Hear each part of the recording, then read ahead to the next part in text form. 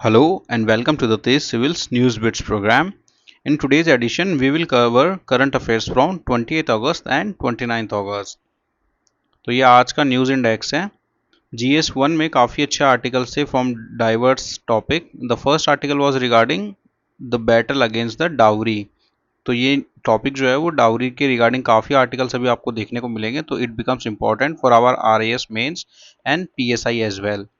Then there was a good article on India's demographic dividend कि कैसे अगर demographic dividend को इंडिया ने यूटिलाइज नहीं किया तो it will become a demographic disaster for India.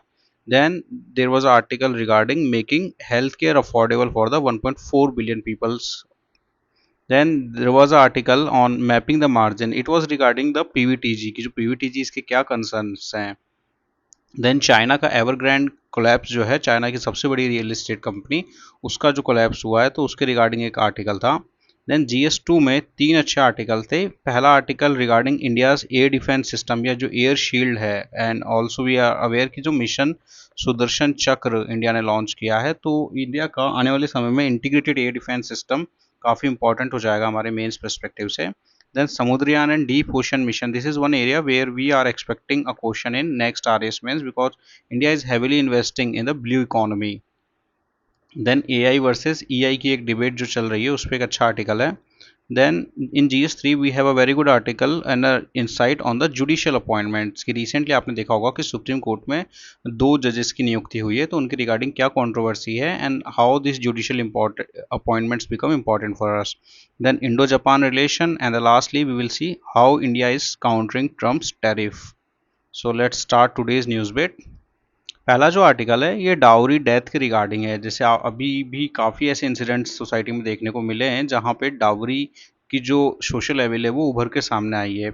अब इस आर्टिकल में मैम ने काफ़ी अच्छे पॉइंट्स में इसको स्ट्रक्चर किया था कि why do we have dowry prohibition act in 1961, we have child marriage act, we also have act controlling और regulating the under evil of domestic violence, but in acts की जो लिमिटेड सक्सेस है इसके पीछे क्या सोशलॉजिकल कारण है, क्या सामाजिक कारण है और क्या व्यक्तिगत कारण है।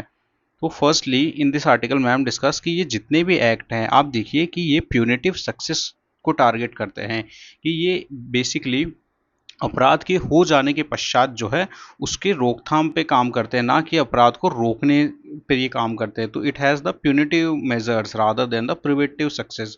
तो in all this law this is a fundamental issue कि अपराध को होने से ही पहले हमें रोकना होगा। तो this is the first issue. Then recently या ओवर द टाइम पीरियड हमारे समाज में जो मैरिज है it it became as a transactional event. Basically transfer of custody के रूप में आज इसे देखा जा रहा है कि जो वेमन है उसको अपने घर से अगर दूसरे घर में एज अ मैरिज हो रहा है तो it is happening as a transfer of custody, and dowry is acting as the price कि वो जो कस्टडी आपने ट्रांसफ़र करी है, जो ओनर्स ट्रांसफ़र किया है, तो उसका प्राइस के रूप में डाउरी को आज देखा जाने लगा है। देन सोशल रियलिटीज़, ये जो सामाजिक रूप से अगर आप देखेंगे तो मैम ने काफ़ी अच्छा कीवर्ड यूज़ किया कि women has multiple custodian for herself except herself, कि आज समाज में महिलाओं के निर्णय लेने वाले या महिलाओं के लिए निर्णय लेने वाले अनेक लोग हैं, बट समाज में महिला ही महिला के लिए स्टैंड नहीं ले सकती है, या एक्सेप्ट हर सेल्फ। देन कि वीमन लैक सेल्फ एजेंसी, कि आज भी वीमन इतनी एम्पावर्ड नहीं है कि she can decide her own faith. After this एक बहुत अच्छा फिनोमिना है कि आज भी देखिए इवन द रिसेंट इंसिडेंट जो हुआ है उसमें आप देखेंगे कि जो परिवार था उन्होंने ही जस्टिस सिस्टम तक जाने में डिले किया। तो क्या रीज़न है कि आज भी जो हमारा समाज है वो जस्टिस सिस्टम के बीच में एक दीवार के रूप में बन के खड़ा हुआ है। तो ये जो सामाजिक रूढ़िवादिता है ये कहीं ना कहीं जस्टिस एक्सेस को प्रभावित करती है। अब वे फॉरवर्ड क्या होगा कि आने वाले समय में ऐसी सोशल लेवल हम कम कर सकें, तो first of all women should take charge of her own destiny. तो वीमन्स एजेंसी जो है बेसिकली कि वीमन को अपने निर्णय स्वयं लेने पड़ेंगे। अब ये कैसे ले सकते हैं, तो इसमें सबसे पहले विमन को आपको आर्थिक रूप से आत्मनिर्भर बनना पड़ेगा। साथ ही शैक्षणिक योग्यता या जो एजुकेशन है, ये दो ऐसे स्तंभ है जिसके द्वारा विमन को सेल्फ रिलायंस दिया जा सकता है या विमन अचीव कर सकती है।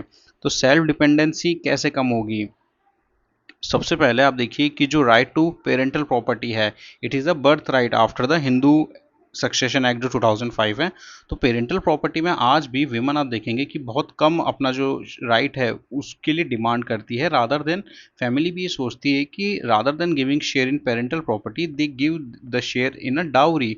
बट डाउरी विमेन पे एक नेगेटिव एक्सटर्नलिटी और लाइबिलिटी क्रिएट करती है। लेकिन अगर पेरेंटल प्रॉपर्टी में विमेन को ड्यू राइट मिलने लगे तो वो आर्थिक रूप से सक्षम होने लगेगी। साथ ही विमेंस की जो एजुकेशन है, कि जो मैरिज एजेस है, गवर्नमेंट रिसेंटली एक स्टडी भी करती है और जो कमेटी आती है उनकी भी रिपोर्ट ये आती है कि वुमेन की जो मैरिज एज है उसे बढ़ा देना चाहिए, ताकि वो अपने शैक्षणिक स्तर पे एक decent level of quality education achieve कर सके। तो education and economy, these two pillars will be the key markers, कि इस तरह की जो सोशल लेवल्स हैं इनके अगेंस्ट वुमेन को एम्पावर किया जा सके। Then the next article is regarding the education policy, कि how can India's demographic dividend become a time bomb for the India अगर इस पे एक्शन नहीं लिया गया। अब ये आर्टिकल की जो स्टार्ट थी ना, ये बहुत अच्छी थी। आप इस तरह की कोट से अपने एसेज भी स्टार्ट कर सकते हैं। तो इसमें गुरुदेव रविंद्रनाथ टैगोर जी की कोट के साथ ये स्टार्ट करते हैं कि don't limit a child to your own learning for she was born in another time. तो ये जो कथन है ये इंडिया के कॉन्टेक्स्ट में एकदम सटीक बैठता है कि इंडिया की जो एजुकेशन इंडस्ट्री है वो आज पीपल को ट्रेन कर रही है स्किल्स विच वर रिलेवेंट इन 1980 और 2000, जबकि world is moving towards AI और द फ्रंटियर टेक्नोलॉजी। तो ये जो कथन है इसकी भी परिपाटी इसी तरह से है कि डोंट रेज अ चाइल्ड, कि जो आपकी लर्निंग है उसके अकॉर्डिंग आप चाइल्ड को रेज मत कीजिए, because she was born in altogether a different world. तो India's education system is outdated and we are preparing our students for the jobs that are rapidly disappearing and evolving. तो अब इसको काफ़ी सारे facts के through ये establish करते हैं कि कैसे अलग अलग इंस्टीट्यूशंस की रिपोर्ट में ये देखने को मिला है। अब ऐसा नहीं है कि ये जो अनएम्प्लॉयमेंट क्राइसिस है ये केवल नॉन स्टेम सेक्टर में। जनरली हमारी ये धारणा रहती है कि इंजीनियरिंग और जो स्टेम सेक्टर है वहाँ पे एम्प्लॉयमेंट रेट अच्छा है, but if you see even in the STEM sector 40 to 50% of the engineering graduates from Indian universities are unemployable. तो ये काफ़ी कंसर्न है कि स्टेम प्लस नॉन स्टेम दोनों में ही ये क्राइसिस है। इसके साथ ही with 60% of higher education leaders today agreeing that curriculum are not align with rapidly changes job market. तो ये जो गैप है इंडस्ट्री और अकेडमिया, इनमें जो वाइड स्प्रेड गैप है ये इंडिया के एजुकेशन सिस्टम के लिए एक सबसे बड़ा चैलेंज है कि एकेडमिक इंस्टीट्यूशन आज जिन स्किल्स के लिए इंडस्ट्री रिलेवेंट स्किल्स के लिए तैयार नहीं कर पा रहे हैं, वो सबसे बड़ा ड्रॉबैक है इंडिया के एजुकेशन सिस्टम पे। अब मैकेंसी की एक रिपोर्ट आई थी जिसको आप काफ़ी जगह यूज़ कर सकते हैं कि कैसे आने वाले समय में एआई जॉब रिस्क क्रिएट करेगा। तो मैकेंसी जो कि global consultancy and research firm है, उनके according 7 out of every 10 Indian jobs are at risk from automation by 2030। तो it's a very concerning thing कि 10 में से 7 जॉब्स जो इंडिया जनरेट करता है या इंडियंस हैं वो रिस्क पर है बिकॉज ऑफ द ऑटोमेशन। अब इसमें एक सप्लीमेंट्री डेटा ये भी है कि वर्ल्ड इकोनॉमिक फोरम की अगर आप रिपोर्ट देखें तो 2030 तक एआई के कारण 170 मिलियन न्यू जॉब्स जनरेट होगी। तो ये हमारे लिए एक अपॉर्चुनिटी भी हो सकती है, but it also poses as a threat कि अगर हम अपने इंडस्ट्री रिलेवेंट स्टैंडर्ड्स को नहीं बढ़ा पाए तो we will face a threat also. अब ये चैलेंजेस क्या क्या हैं ये आगे इस आर्टिकल में डिस्कस किया हुआ है।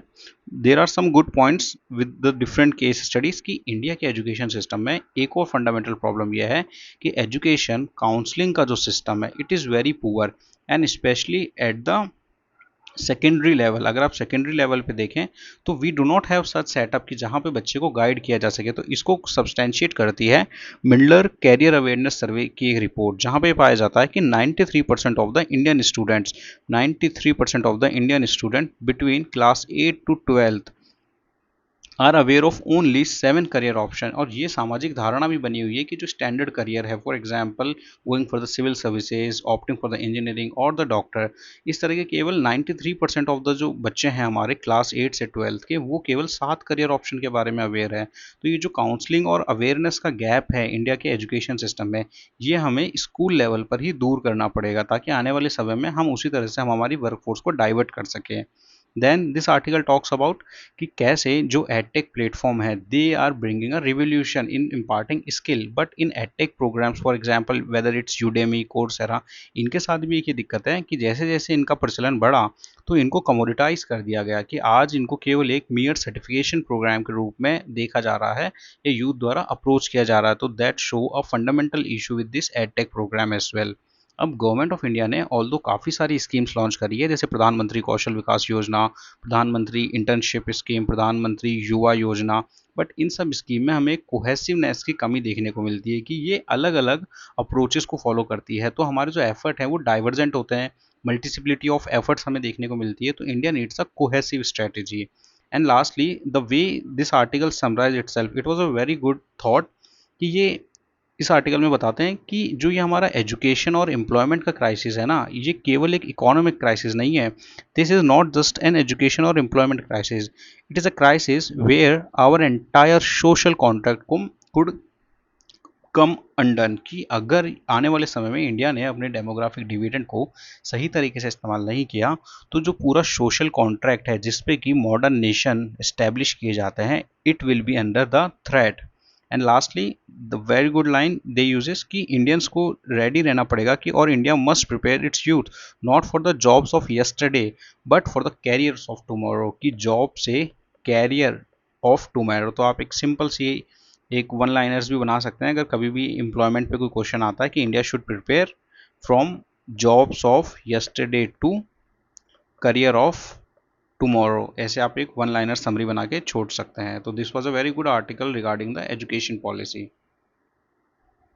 Next article is regarding the health care policy. तो हेल्थ केयर को हमने काफ़ी बार प्रीवियस न्यूज़ बिट्स में कवर किया है, तो अगर आप इन एडिटोरियल्स को एक जगह भी लिख लेते हैं तो आपका हेल्थ केयर पॉलिसी पे कंप्लीट एनालिसिस एक जगह तैयार हो जाएगा.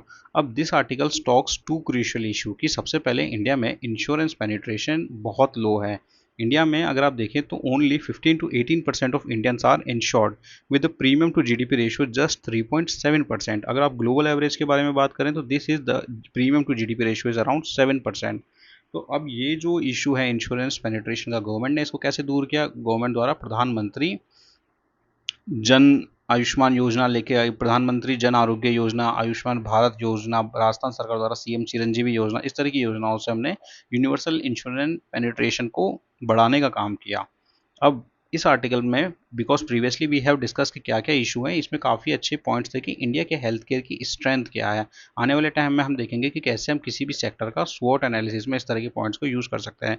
तो इंडिया के जो हेल्थ केयर की स्ट्रेंथ है, that it the biggest strength is its scale, कि अगर वेस्ट में एक MRI machine per day let's say suppose 7 to 8 patients पे ऑपरेट होती है, तो इंडिया में वही MRI machine per day 50 to 100 patients पे भी ऑपरेट करने की कैपेसिटी रखती है without diluting the quality.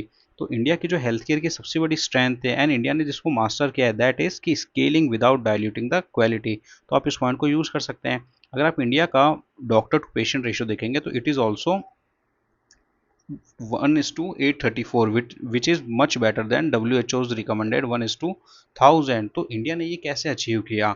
It is also connected with India's urban efficiency, की जो अर्बन एरियाज में हमारे हॉस्पिटल हैं वो तो हमने अचीव कर लिए हैं. तो urban efficiency of the health care, it is a very good keyword. अब आप इस अर्बन एफिशिएंसी को देखिए कहीं पे भी यूज़ कर सकते हैं. कैसे कि urban efficiency of health care, urban efficiency of education system. तो क्योंकि इंडिया में अर्बन एफिशिएंसी आपको हेल्थ केयर में देखने को मिलेगी, एजुकेशन में देखने को मिलेगी, एम्प्लॉयमेंट में देखने को मिलेगी, तो आप जस्ट इस कीवर्ड में सेक्टर चेंज कर दीजिए और इस मॉडल को हमें रेप्लिकेट करना पड़ेगा अपने टायर 2 और टायर 3 सिटी में, कि जो अर्बन एफिशिएंसी हमने अपने अर्बन एरियाज के लिए अचीव करी है, अगर हम उसको टायर 2 और टायर 3 में रेप्लिकेट कर पाते हैं तो then it will be consider a very good model for world.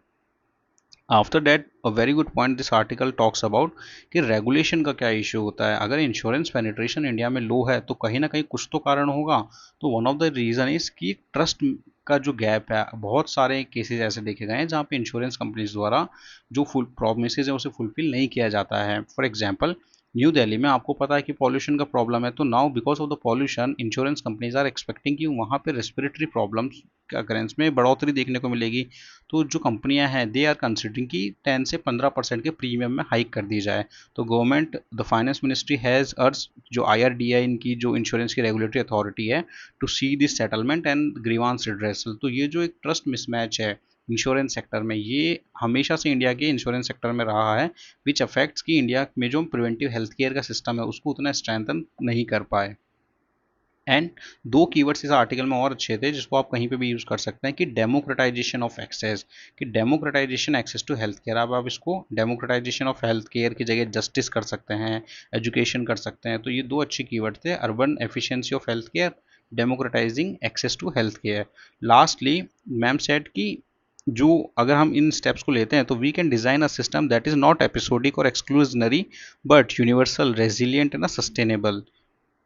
तो आप कहीं कहीं इस पॉइंट को भी यूज़ कर सकते हैं कि एपिसोडिक रिफॉर्म्स की, हमको एपिसोडिक रिफॉर्म्स या तात्कालिक रिफॉर्म की जगह long term reforms and continuous reform पे भी काम करना होगा। तो ये कुछ अच्छे कीवर्ड्स थे जिनको आप अलग अलग जगह किसी भी मेंस आंसर में रेप्लिकेट कर सकते हैं। Then the next article is regarding the tribal issue and how this becomes important for us because we in sociology we have tribal issues directly mentioned। तो पीवीटीजी जो है they are the most vulnerable tribals. तो currently India में 75 ऐसे tribals group है जिनको कि particularly vulnerable tribal groups के रूप में आइडेंटिफाई किया गया है। अब इनको आइडेंटिफाई कैसे किया जाता है, तो देवर कमीशन का फॉर्मेशन होता है 1961 में और उनकी रिकमेंडेशन के बेसिस पे 4 ऐसे क्राइटेरिया लिस्ट डाउन किए जाते हैं इन 1973 जिससे गवर्नमेंट पीवीटीजीज को आइडेंटिफाई करती है। फॉर एग्जाम्पल कि pre agricultural use of technology, literacy rate, economic backwardness, declining और स्टैग्नेंट पॉपुलेशन। अब आप राजस्थान के कॉन्टेक्स्ट में देखेंगे तो only one tribe in Rajasthan is in the PVTG. You must write down कि which tribe in Rajasthan is mentioned under the PVTG list। अब पूरी पीवीटीजीज के वेलफेयर की अगर हम बात करें तो एक सबसे पहले फंडामेंटल इशू क्या आता है, किसी भी वेलफेयर स्कीम को बनाने के लिए आपको आज क्या चाहिए, data. Data is the new fuel. अब अगर डेटा की इनसफिशिएंसी जब आपके पास होती है या इनएक्यूरेसी होती है तो दोनों ही तरह के एरर होते हैं, इंक्लूजन एरर भी होते हैं और एक्सक्लूजन एरर भी होते हैं। अब पीवीटीजीज के केस में exactly we are facing a exclusion error. For example कि एक महत्वपूर्ण क्राइटेरिया है कि pre agricultural level of technology. अब करंट मॉडर्न कॉन्टेक्स्ट में आप भी देखेंगे तो there are very minimal chances कि कोई भी सोसाइटी या community pre agricultural level of technology पर रिलाय कर रही है। तो हमें समय के साथ, क्योंकि हमने लास्ट जो अपनी क्राइटेरिया है उनको 1973 में अपडेट किया था। यू कैन ऑल्सो कोट काका खाका committee report if the question is asked around the tribal societies. तो हमने 1973 में अपनी क्राइटेरियाज को अपडेट किया था, तो उसके बाद हमने अपडेट नहीं किया है। तो मॉडर्न जो रिक्वायरमेंट है उसके अकॉर्डिंग भी हमें अपडेट करना पड़ेगा। Because in this article it shows कि बहुत सारे ऐसी ट्राइबल ग्रुप हैं जहाँ पे हेल्थ का इशू है, जहाँ पे सिकल सेल एनीमिया का प्रेवलेंस ज़्यादा है। तो हमें सबसे पहले अपने जो डेटा कलेक्शन है उसको एनफोर्स करना पड़ेगा, उसको एम्पावर करना पड़ेगा। तो अब जो सेंसस होने वाला है रिसेंटली, आने वाले सेंसस में पीवीटीजीज की जो सेंसस है उनका अलग से किया जाएगा, सेपरेटली काउंट किया जाएगा। इसके साथ ही उनके जो सोशियो इकोनॉमिक बैकग्राउंड है, उनके distinctive cultural, demographic and socio economic features हैं, इनको भी रजिस्टर किया जाएगा ताकि जब हमारे पास बेटर डेटा होगा then only we will be able to make a targeted policies. तो this is a very good keyword you can use कि targeted policies for the upliftment. तो ये इसके अलावा पॉइंट्स थे कि देवर कमीशन का कैसे फॉर्मेशन किया गया, पीएम जनमन योजना चलाई जा रही है, आप इनको भी कोट कर सकते हैं। And lastly this articles gives a very good line कि developing tools, a careful steps not only identifying but also addressing the PVTs is necessary to facilitate social inclusion instead of assimilation। अगर आप tribal development approaches को पढ़ेंगे तो there are basically 2 or 3 approaches. The one is talks about the integration of tribals into the society, the one talks about the assimilation of tribal and the other one is isolation. And the best among all this is inclusion, कि जहाँ पे tribal का social inclusion किया जाए, ना केवल just assimilation into the society, ताकि उनकी जो कल्चरल प्रैक्टिसेस हैं वो भी डाइल्यूट ना हो। तो this is a good article कि कैसे हमें डेटा जो जनरेशन है या डेटा कलेक्शन है वो हमें इंश्योर करना पड़ेगा ताकि एक टारगेटेड पॉलिसी रिफॉर्म उनके लिए लिया जा सके। Next article is regarding the Evergrande crisis of China, कि ये आने वाले समय में आपको देखने को मिलेगा न्यूज़ में कि why China's biggest real estate company, जो कि चाइना की बैकबोन हुआ करती थी, कि हाउ इट कोलैप्स। तो दिस आर्टिकल टॉक्स अबाउट कि how this entire journey happened with the Evergrande. तो 2018 में एवरग्रैंड वर्ल्ड की सबसे most powerful real estate company बन जाती है। 2021 आते आते इसका जो है कोलैप्स होना स्टार्ट होने को दिखने लग जाता है और 2025 में, अगस्त 25 में, जो हांगकांग स्टॉक एक्सचेंज है उसने एवरग्रैंड को डी लिस्ट कर दिया। दैट मीन्स कि उनकी फाइनेंशियल कंडीशन जो है वो काफ़ी वल्नरेबल होती जा रही है। तो अब ये जो एवरग्रैंड है इसका इतना सडन राइज क्यों देखने को मिला था? अगर आप चाइना के केस में देखेंगे तो चाइना की एक टारगेटेड पॉलिसी थी टुवर्ड्स द अर्बनाइजेशन, कि वर्ल्ड बैंक डेटा के अकॉर्डिंग 1960 से 1980 के बीच में चाइना की जो अर्बन पॉपुलेशन है इट ग्रो फ्रॉम 16% टू 20%.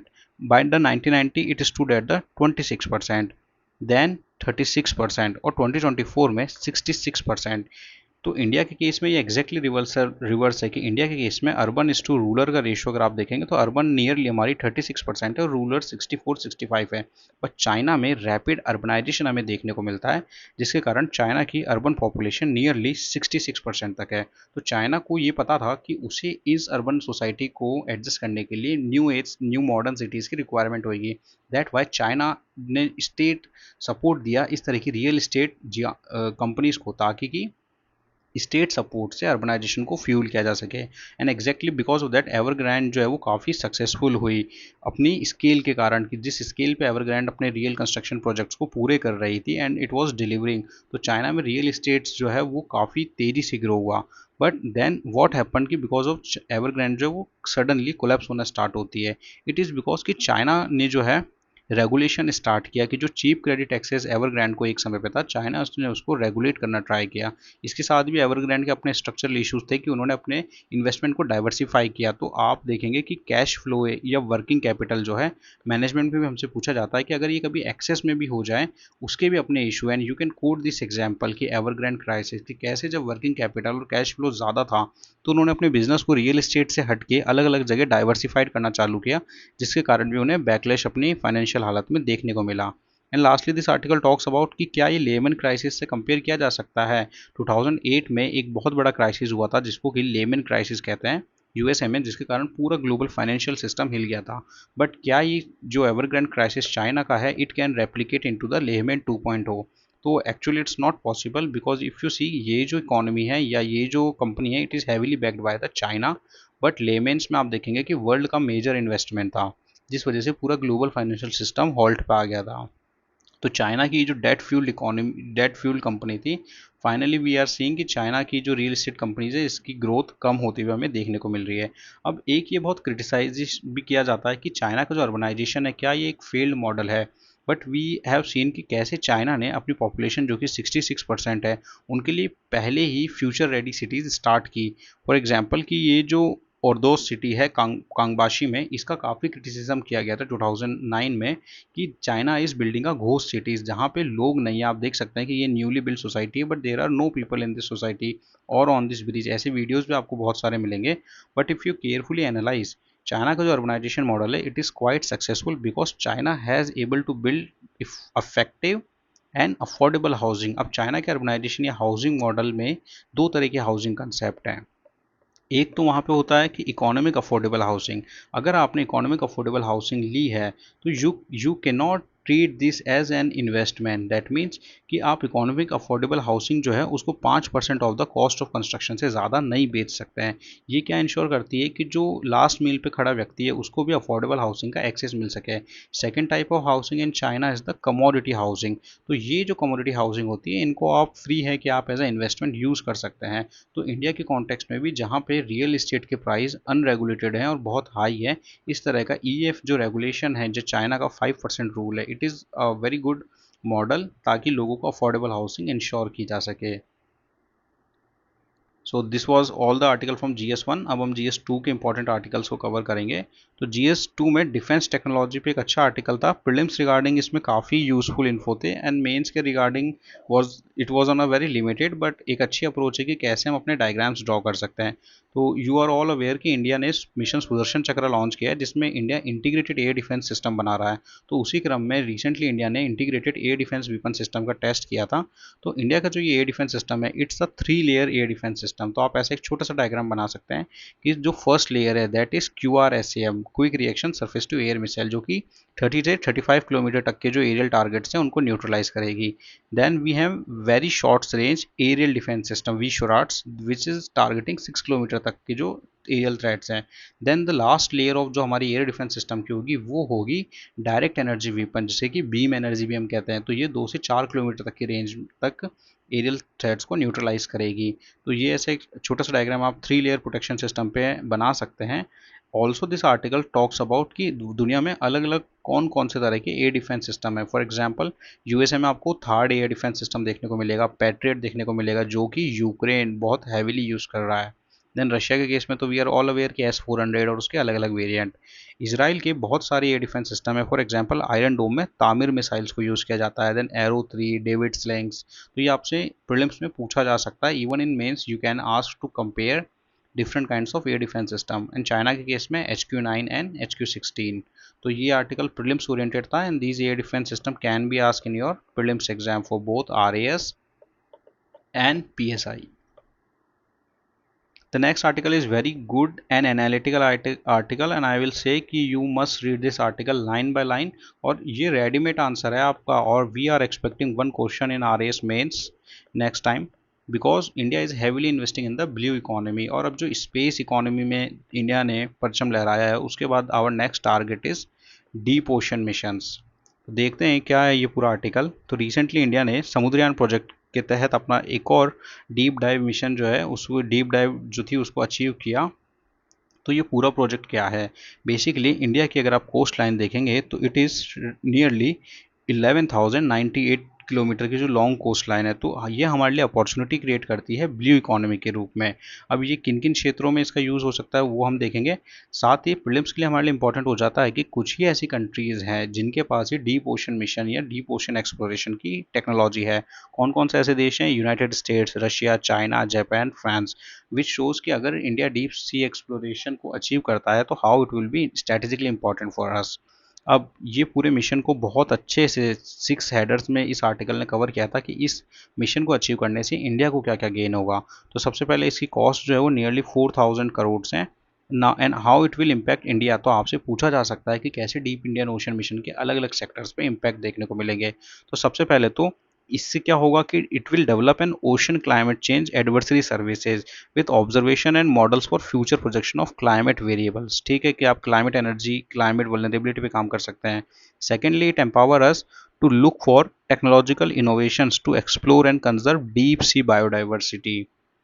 इसके साथ ही इंडिया कोई deep sea mining, under water vehicle, robotics जैसी सर्विसेज में भी फ्रंटियर टेक्नोलॉजी में आगे बढ़ाएगा। साथ ही इंडिया को एम्पावर करेगा जो डीप सी में आपका देखिए मिनरल डिपॉजिट है, जो पॉलीमेटेलिक निड्यूल्स हैं which has a very good source of rare earth element.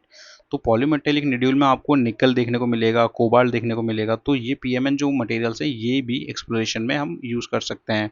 इसके साथ ही ये एम्पावर करेगा इंडिया को कि develop technology to derive energy and fresh water from the ocean. साथ ही establish an advance marine station to developing capacity in ocean biology and engineering. तो ये 7 पॉइंट हैं, अलग अलग एरियाज को कैसे ये स्ट्रेंथन करेगा आप सीधे अपने मेंस में यूज कर सकते हैं। And this is the Matsya 6000 vehicle which we are going to use for this mission. अब इस सी एक्सप्लोरेशन के चैलेंजेस क्या हैं, आप हम देखेंगे कि कैसे हम इस अप्रोच को स्वॉट एनालिसिस अप्रोच से एड्रेस करेंगे फॉर द आंसर राइटिंग। तो कुछ ऐसे कंसर्न भी हैं जो हमारे डीप सी एक्सप्लोरेशन के लिए डिट्रीमेंटल हैं। तो कौन कौन से वो हैं? सबसे पहले तो जो वेसल डेवलपमेंट की टेक्नोलॉजी है, क्योंकि हमने देखा कि ये कुछ ही कंट्रीज है जिनके पास ये कैपेबिलिटी है। तो ये जो वेसल डेवलपमेंट है it's itself is a very hectic task, because इसमें जो मटेरियल आपको चाहिए वो चाहिए टाइटेनियम अलॉय विथ अराउंड 80 की थिकनेस। और ये जो बहुत ही प्रिसीजन गाइडेड मटेरियल है या प्रिसीजन गाइडेड टेक्नोलॉजी से ये बनेगा। अगर थोड़ा सा भी एरर आता है तो we can experience a collapse. तो अभी जो इंडिया टेस्ट कर रहा है, India is conducting that test on the steel, but जो फाइनल बिल्टअप होगा that will be of the titanium. अब टाइटेनियम जो एक क्रिटिकल मिनरल है और उतना इजीली अवेलेबल नहीं है, एंड कंट्रीज जिनके पास ये है they are not willing to share this reserve. That's why you will see कि इंडिया की कॉस्ट भी काफ़ी हाई है। तो ये जो मटेरियल एक्सेस है और इस पूरे स्ट्रक्चर की ड्यूरेबिलिटी हमारे लिए काफ़ी इंपॉर्टेंट हो जाएगी। सेकेंडली, मेंटेनिंग द एनवायरनमेंट, कि अगर आप डीप सी ओशन के लिए जा रहे हो तो आपको ऑक्सीजन सप्लाई लेवल्स को बनाए रखना पड़ेगा। अपने जो ऑक्सीजन सिस्टम है उनकी इंटीग्रिटी, उनके वर्किंग जो फंक्शनैलिटी है वो इंश्योर करनी पड़ेगी कि उसमें कोई इशू ना आए। साथ ही जो हमारे एक्वानॉट्स होंगे, ये काफ़ी अच्छा वर्ड है एक्वानॉट, अभी तक हमने एस्ट्रोनॉट सुना था, this is the Aquanaut.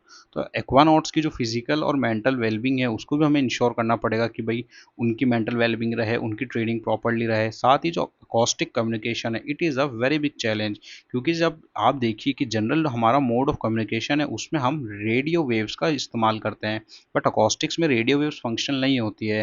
Acoustic में जो है वो हम साउंड वेव्स पे रिलाई करते हैं। तो ये जो अकॉस्टिक टेलीफोन्स है कम्युनिकेशन के लिए, इनकी टेक्नोलॉजी भी इंडिया के पास नहीं थी, and countries which have they refuse to share with us, but we have build this technology with our own तो इट शोज़ कि how India is working towards the self reliance in this deep ocean economy. एक और important चीज़, अगर India इस तरह के deep ocean mission में सक्सेसफुल होता है तो आने वाले टाइम में लाइन कम्युनिकेशंस लाइन जो है, सी लाइंस जो है, उस पर भी हम काफ़ी अच्छे से ऑब्जर्व कर सकते हैं।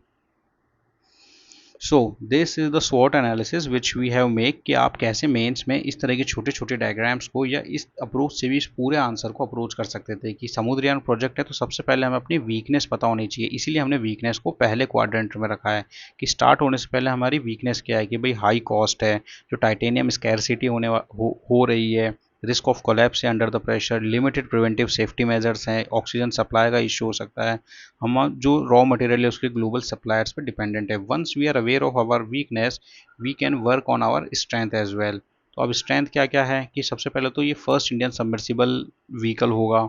इंडिया की जो 11,000 किलोमीटर की कोस्ट लाइन है इसको ये लिवार्ज करेगा ब्लू इकोनॉमी में। साथ ही इंडिजिनाइजेशन प्रमोट करेगा इस तरह की फ्रंटियर टेक्नोलॉजी में। It also aligns with our global deep sea powers, mineral exploration जो हमने देखा था कि पॉलीमेटेलिक न्यूड्यूल्स, तो ये स्ट्रेंथ हो गई, वीकनेस हो गई। अब अपॉर्चुनिटीज़ क्या क्या है, ब्लू इकोनॉमी की ग्रोथ है, self reliance in ocean technology, new jobs create करेगा मरीन बायोलॉजी एंड रोबोटिक्स में। साथ ही स्ट्रेंथ करेगा इंडिया की स्ट्रेटेजिक पोजीशन, क्योंकि बहुत ही लिमिटेड कंट्रीज है जिनके पास ये टेक्नोलॉजी अवेलेबल है।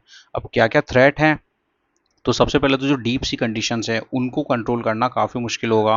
हेल्थ रिस्क है एक्वानॉट्स के लिए, कम्युनिकेशन चैलेंजेस हैं, हमने देखा कि कैसे ये साउंड वेव पे पूरी टेक्नोलॉजी काम करेगी। इसके साथ ही ग्लोबल कंपटीशन एंड सीक्रेसी है कि जिन कंट्रीज़ के पास ये टेक्नोलॉजी है they are not willing to share that technology, and possible ecological damage जो कि इससे हो सकता है, that is also a concern. तो इस तरह के स्वॉट एनालिसिस को आप किसी भी इंडस्ट्री के लिए कर सकते हैं, let it be health care, let it be education or automobiles. So these kind of things makes your answer stand out as well. Next article is regarding chat GPT. बहुत सारे केसेस ऐसे देखने को मिल रहे हैं जहां पे individuals are asking their health related concern with the chat GPT. अब चैट जीपीटी हमारे लिए कैसे इंपॉर्टेंट हो जाता है, तो जीएस 2 में एथिक्स में हमारे पास एक तो टॉपिक है कि रोल ऑफ फैमिली, देन हमारे पास टॉपिक है EI versus AI, then we have the business ethics. तो एक रीसेंट केस देखा गया जहाँ पे एक किशोर ने चैट जीपीटी के जो इनपुट्स थे उसके बेसिस पे सुसाइड अटैम्प्ट कर लिया। तो अब परिवार का चैट जीपीटी पे ये आरोप है कि चैट जीपीटी का जो मॉडल है, क्योंकि जो चैट जीपीटी का लेटेस्ट मॉडल है वो पिछली बातचीत को याद रखता है, तो उसने जो मानवीय सहानुभूति जताने का व्यवहार किया और उसके कारण जो यूज़र था वो इस तरह से प्रोवोक हुआ कि ही अटेम्प्टेड सुसाइड आफ्टर डैट। तो इस तरह जो संवेदनशील जानकारी है वो चैट जीपीटी यूजर्स की एक्सेस करके उन्हें नुकसान पहुंचा रहा है। तो ये चैट जीपीटी या बिजनेस एथिक्स का या एआई एथिक्स की जब बात होती है कि क्या कंपनी आने वाले समय में इस तरह के एआई एथिक्स को फॉलो करेगी, क्योंकि देखिए कि इसके बाद क्या हुआ, जब ये अपडेटेड मॉडल लॉन्च हुआ तो ओपन एआई की जो वैल्यूएशन थी जो 86 बिलियन डॉलर से बढ़ के 300 बिलियन डॉलर हो गई, बट इसकी eight which cost, at the cost of life of someone else. तो क्या ये जस्टिफाइड है कि business ethics versus the morality. तो आप इस तरह के एग्जांपल्स को कोट कर सकते हैं। साथ ही क्या रेगुलेशंस होने चाहिए, कंपनी का कहना है कि पेरेंटल कंट्रोल्स पे they are working with the expert. साथ ही इस तरह के जो सुसाइडल टेंडेंसी वाले यूजर्स हैं they are diverting them for the helpline. तो आप इस तरह के एग्जांपल्स या इस तरह के डिबेट्स को एक्सपेक्ट कर सकते हैं even in your case studies और in your interview. Then supreme court में रिसेंटली 2 न्यू जजेस का अपॉइंटमेंट देखने को मिला है, जिसके कारण कि जुडिशियल अपॉइंटमेंट का टॉपिक हमारे लिए इंपॉर्टेंट हो जाता है। तो जस्टिस अरादे हु इज़ फ्रॉम आलोक अरादे जी जो कि बॉम्बे हाई कोर्ट से हैं, और पटना हाई कोर्ट से जस्टिस विपुल पंचोली का अपॉइंटमेंट सुप्रीम कोर्ट में हुआ है। तो अब इसके क्या रिगार्डिंग इश्यू है उसे देख लेते हैं। फर्स्ट ऑफ ऑल कि जो आर्टिकल 124 है इट सेज कि supreme court will be headed by a chief justice और 7 जजेस until parliament expand that number by law. तो करंटली जो स्ट्रेंथ है सुप्रीम कोर्ट की दैट इज 34। अब इवोल्यूशन कैसे हुआ हमारे जुडिशियल अपॉइंटमेंट का, 1950 से लेके 1973 तक यूजुअली सीनियर मोस्ट जजेस को बाय कन्वेंशन, कोई रूल नहीं था but as a convention appoint किया जाता था। सबसे पहले इसका वॉल्यूशन हुआ एएन रे के केस में जब 1973 में उन्हें अगेंस्ट दिस कन्वेंशन अपॉइंट किया गया। आफ्टर डैट फर्स्ट जज केस होता है जो कि फेमसली एसपी गुप्ता केस के रूप में भी जाना जाता है। तो इस केस में सुप्रीम कोर्ट का ऑब्जर्वेशन था कि जो प्रेसिडेंट की कंसल्टेशन है दैट इज नॉट कंकरेंस, कि प्रेसिडेंट जो है वो सुप्रीम कोर्ट के कंसल्टेशन से बाध्य नहीं है, वो अपने स्वैच्छिक डिस्क्रिप्शन से निर्णय ले सकता है। तो यहाँ जो है फर्स्ट जजेस केस में एग्जीक्यूटिव सुप्रीमेसी को स्ट्रेंथन किया गया। उसके बाद आता है सेकंड जजेस case which was supreme court advocates on record case. तो इसमें जो है कंसल्ट को कंकरेंस मान लिया गया, दैट मीन्स कि यहाँ पे जुडिशियल सुप्रीमेसी को अपील किया गया, और ये राइज देता है आपके कॉलेजियम सिस्टम को, जहाँ पे CJI प्लस 2 सीनियर मोस्ट जजेस का जो कंसल्टेशन है उसको स्वीकार किया गया। And finally we see the landmark case of third जजेस केसेज, जिसमें कि प्रेसिडेंशियल रेफरेंस मांगा गया था यूजिंग पावर्स अंडर आर्टिकल 143। तो इस केस में इस सिस्टम को वाइडन अप किया गया एंड दिस सेड कि CJI प्लस 4 सीनियर मोस्ट जजेस का एक कोलेजियम होगा जो कि सुप्रीम कोर्ट में जजेस अपॉइंट करेगा।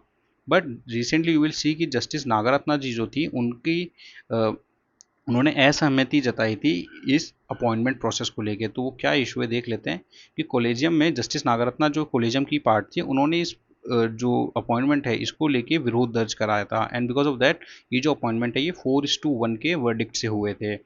अब इसमें क्या इशू है, सबसे पहले आप देखिए कि कॉलेजियम में अगर आप देखेंगे तो collegium itself faces the gender crisis, की कॉलेजियम में जेंडर इक्वलिटी या इक्विटी हमें नहीं देखने को मिलेगी। आज तक आज़ादी से लेकर आज तक कॉलेजियम में ओनली 3 फीमेल जजेस are part of this collegium.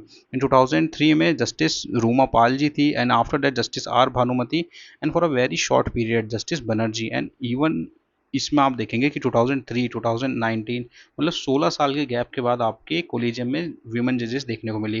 And finally we see the justice Nagarathna, तो ओनली 4 जजेस till now are in the collegium. तो ये एक शो करता है कि कैसे इसमें एक जेंडर पैरिटी नहीं है।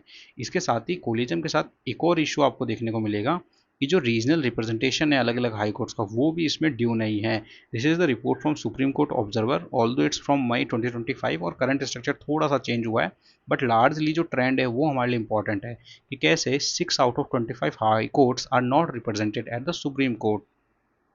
ये देखिए कि Allahabad high court, Bombay high court और गुजरात हाई कोर्ट, इन 4 हाई कोर्ट्स अगर आप देखेंगे तो 3-3 जजेस अपॉइंटमेंट है। दैट मीन्स कि आउट ऑफ 34 जजेस 12 जजेस जो हैं वो इन 3 या इन 4 हाई कोर्ट से हैं, विच कंसिस्ट ऑफ 35%।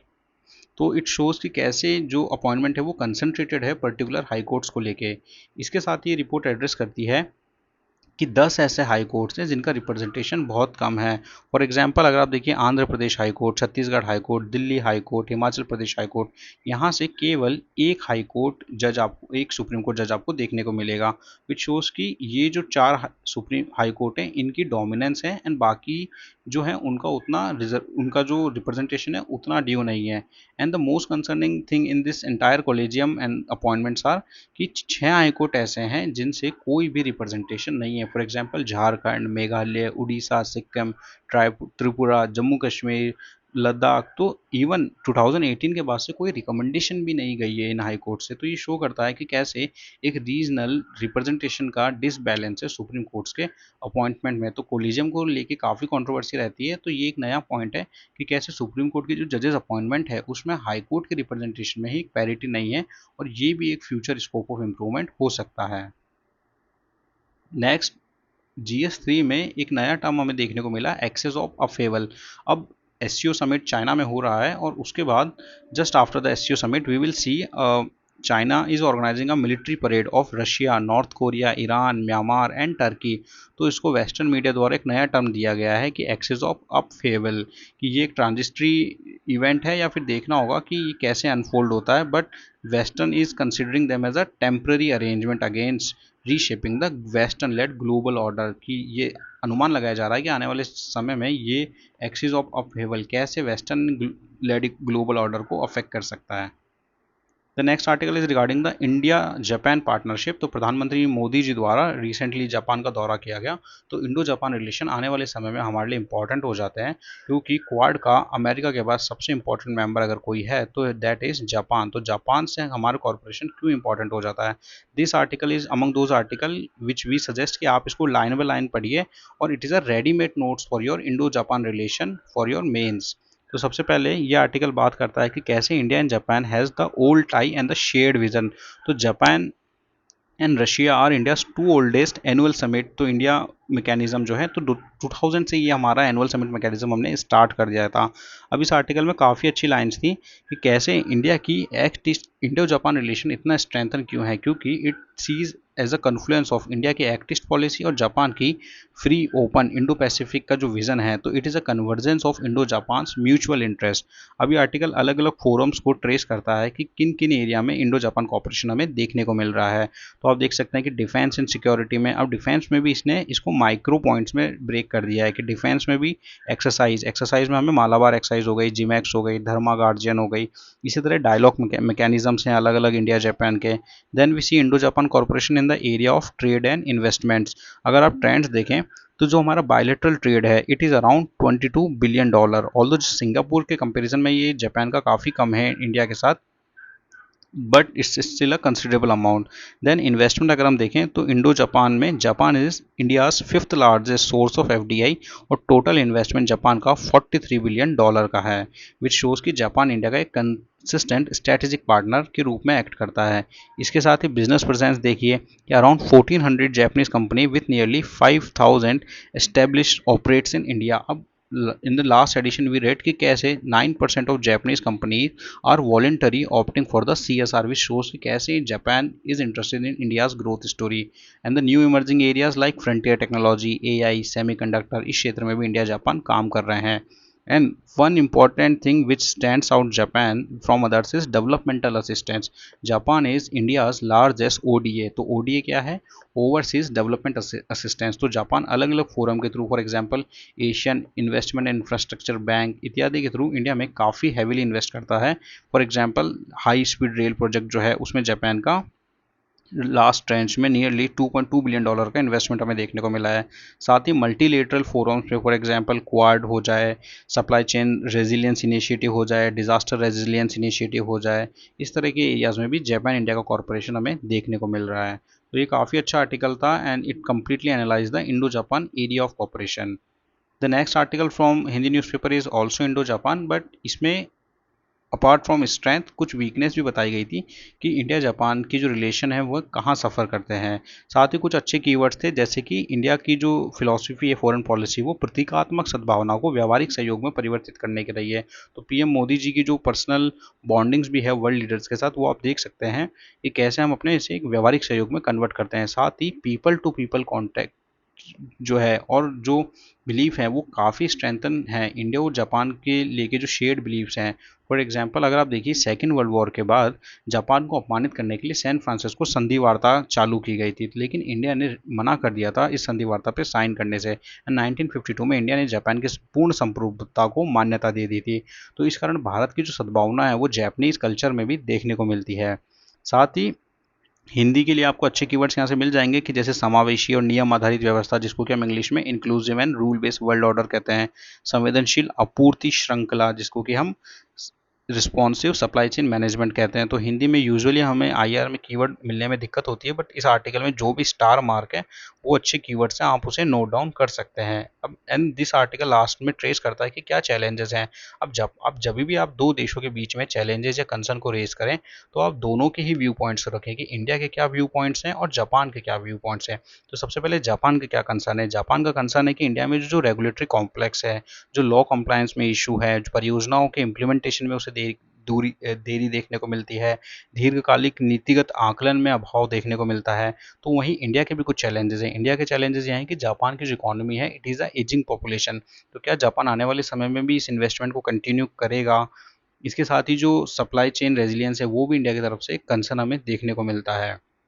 तो कभी भी आप जब चैलेंजेस एड्रेस करें तो बहुत स्टेक होल्डर अप्रोच से आप उसे फॉलो करें। साथ ही एक अच्छा कीवर्ड था कि ये इंडिया जापान का जो मिलन है ये दो सभ्यताओं के बीच का संबंध है। शिंजो आबे जी जो भी थे उनका भी कहना था कि Indo Japan relation is a confluence of two seas. साथ ही ये लास्ट लाइन हिंदी में काफ़ी अच्छी दे रखी थी कि जो दोनों देशों की साझेदारी है ये ना केवल दोनों देशों के लिए इम्पोर्टेंट है बल्कि ये एशिया के भविष्य का निर्माण करने वाली होगी। तो इसे आप रेफर कर सकते हैं and this is a very good summary of this entire setup we have made कि कुछ अच्छे कीवर्ड्स हैं। For example confluence of two seas, shared values, trust, strategic outlook, free open and inclusive Indo Pacific, civilizational tie, reinforce by regional plus global outlook. And this is a good diagram. इस तरह के diagrams आप बना सकते हैं exam में। तो Indo Japan का जो रिलेशन है, ये फाउंडेशन क्या है इसकी, तो ये इस बिल्डिंग की फाउंडेशन है democracy, shared value, civilization, rule based. तो यहाँ आपने एग्जामिनर को शो कर दिया कि आपको क्लियर है कि क्यों ये रिलेशन इतने स्ट्रेंथन है। अब ये इवोल्व कैसे हुए हैं, तो डिफेंस एरिया में इवॉल्व हो रहे हैं, ट्रेड एंड इन्वेस्टमेंट में, डेवलपमेंट में, मल्टीलेटरलिज्म में, एनर्जी एरिया में। तो इस तरह का आप डायग्राम, छोटा सा डायग्राम किसी भी दो बायलेटरल रिलेशंस के कॉन्टेक्स्ट में बना सकते हैं। एंड यूजुअली हमारी जो वैल्यूज हैं वो नियरली सेम ही रहेगी। So that was a good article regarding Indo-Japan. The last article is regarding the countering the tariff system. अब टैरिफ में हमने काफ़ी सारे आर्टिकल कवर कर लिए हैं, तो इसमें जो केवल एक्स्ट्रा पॉइंट है हम उसे डिस्कस करेंगे। फॉर एग्जाम्पल कि इंडिया और यूएसए के केस में जो टैरिफ हैं, इसमें सबसे पहले तो रेसिप्रोकल टैरिफ देखने को मिला which was 25%, and after that we see a secondary tariff of 25%। तो टोटल टैरिफ इंडिया पे 50% हो गया। अब इंडिया के क्या कंसर्न थे कि इंडिया, यू विल सी कि India was negotiating a trade deal with USA which was around $500 billion, but despite that USA choose the heavier path of the 50% tariff. तो इंडिया की क्या रेड लाइन्स थी, तो सबसे पहले इंडिया की red line थी जेनेटिकली मॉडिफाइड ऑर्गेनिक क्रॉप्स। तो इंडिया जो है जेनेटिकली मॉडिफाइड क्रॉप्स को लेके उतना रेडी नहीं था। एंड यूएसए का ये प्रेशर था कि इंडिया जो है वो इंडिया के ऑयल इंपोर्ट्स को रशिया से बंद कर दे। But there is no guarantee कि आज अगर हम रशिया से अपने ऑयल इंपोर्ट्स को बंद करते हैं तो USA might be pressuring us next for quitting the BRICS, for not joining the SCO. तो ये जो प्लेथोरा ऑफ पेंडोरा बॉक्स है, ये कभी भी ख़त्म नहीं होगा। Secondly, India, it was reported कि India was even considering to cut down its Russian oil imports, but despite that USA choose this thing. Third reason था कि किसी भी ट्रेड एग्रीमेंट में म्यूचुअल बेनिफिट को देखा जाता है, and India was offering the import duty cut which we have seen in some sector, for example motorcycle, electrical vehicle. India was considering that thing, but despite that USA choose this path. And the last thing is कि अगर India इस तरह के pressure में कम करता है, तो India ने जो यूरोपियन यूनियन के साथ एफटीए साइन होना है या यूके के साथ जो एफटीए साइन होना है, उसमें भी इस तरह की हमें डिमांड देखने को मिलेगी, which will impact our trading or our negotiating capacity. And lastly this article talk about कि कैसे WTO जो है वो डिफंक्ट हो गया है। WTO का जो अपीलेट बोर्ड होता है, उसमें जो अपॉइंटमेंट्स हैं, it is defunct because of the US intervention की। यूएस जो है वो WTO के अपीलेट बोर्ड में अपॉइंटमेंट को ब्लॉक करके बैठा हुआ है, जिसके कारण कि जो WTO जो कि सबसे बड़ी बॉडी है ट्रेड को कंट्रोल करने के लिए, it is virtually defunct. Lastly, US के जो टैरिफ हैं, it goes against the principle of most favoured nation. अब यूजुअली हमें लगता है कि मोस्ट फेवर्ड नेशन किसी एक नेशन को दिया जाता है, जबकि मोस्ट फेवर्ड नेशन आपको सभी देशों को देना पड़ता है अनटिल और अनलेस आपका किसी के साथ एफटीए साइन हुआ। मतलब कि आप किसी देश से डिस्क्रिमिनेटरी व्यवहार नहीं कर सकते, आपको सभी को समान ट्रीटमेंट देना पड़ेगा अनटिल और unless you have signed a FTA with them. तो ये ना केवल MFN के रूल्स के अगेंस्ट आता है, WTO के शेयर्ड प्रिंसिपल के अगेंस्ट आता है। तो WTO पे आने वाले समय में एक फुल वीडियो भी देखेंगे कि क्या WTO करंट टाइम में रिलेवेंट है या नहीं। एंड लास्टली टॉक्स अबाउट कि इंडिया को क्या क्या स्ट्रेंथ या क्या क्या स्टेप्स लेने पड़ेंगे यूएस टैरिफ के अगेंस्ट। तो सबसे पहले वी आर टॉकिंग कंसिस्टेंटली कि इंडिया को अपनी जो एक्सपोर्ट बास्केट है, इसको डाइवर्सिफाइड करना पड़ेगा, both in terms of quantity के अलग अलग सेक्टर में हमें करना पड़ेगा, साथ ही नेशन में भी। हमारा जो 17% ऑफ गुड्स एक्सपोर्ट है, it is restricted to the United States, तो हमें उसको डाइवर्सिफाई करना पड़ेगा। एंड हमारे सेक्टर्स भी लिमिटेड हैं कि we are limited to the pharmaceuticals, marine, automobiles part, तो इन सेक्टर को भी हमें डाइवर्सिफाई करना पड़ेगा। सेकेंडली, हमको और एफटी कंक्लूड करने पड़ेंगे and as a faster pace like जो यूरोप के साथ हमारा होने वाला है। And third, we must explore expanding trade with the BRICS countries, क्यों आने वाले समय में ब्रिक्स काफ़ी इंपॉर्टेंट हो जाएगा। एंड लास्टली, हमें अपने जो डोमेस्टिक रिफॉर्म्स है वो तो लेने ही पड़ेंगे। And in the long term India will have to push towards the WTO रिफॉर्म. So this articles completely summarize this entire tariff issue. So this was a good article. So we hope you like our today's newsbeat. If you are liking our newsbeat, please do consider share, like and subscribe. And आज की जो news की PDF है वो आपको Tej civils के telegram channel से access हो जाएगी। And if you are any recommendation और any suggestion for this news bet, ताकि हम इसे और बेहतर बना सकें, then do write this thing in the comment section. Thank you.